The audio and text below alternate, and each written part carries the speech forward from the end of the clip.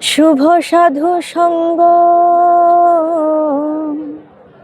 লয়ে সঙ্গ পাঙ্গ বনবে হঙ্গ।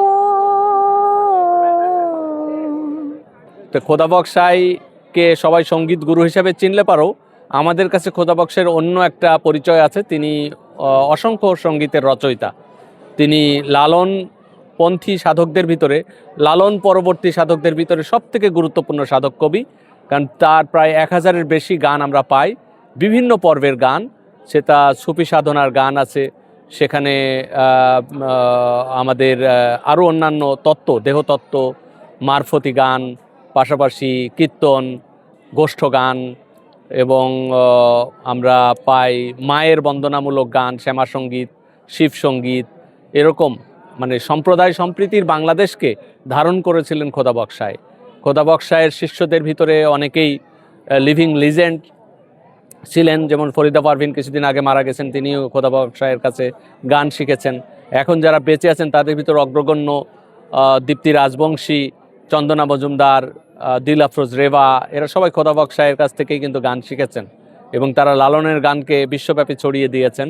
খোদা বক্সাই নিজেও কিন্তু বিশ্বব্যাপী আলোচিত একজন সাধক। তার সাহায্য নিয়েই আমেরিকার গবেষক ডক্টর ক্যারল সলোমন লালনের গানের একটি প্রামাণ্য পাঠ এবং অনুবাদ করেছিলেন, যেটা Oxford University Press, New York থেকে বেরিয়েছে। আমার সৌভাগ্য হয়েছে সেটা সম্পাদনা করার। সেটা city of mirror songs of Lalon Sai নামে 2017 সালে আমেরিকা থেকে প্রকাশিত হয়েছে। পাশাপাশি খোদা বক্সাইয়ের জীবনী জাপানি ভাষায় লেখা হয়েছে, জাপান থেকে প্রকাশিত হয়েছে। এবং জাপানে খোদা বক্সাইয়ের কণ্ঠস্বর সংরক্ষিত আছে, তার বিভিন্ন পাণ্ডুলিপি সংরক্ষিত আছে।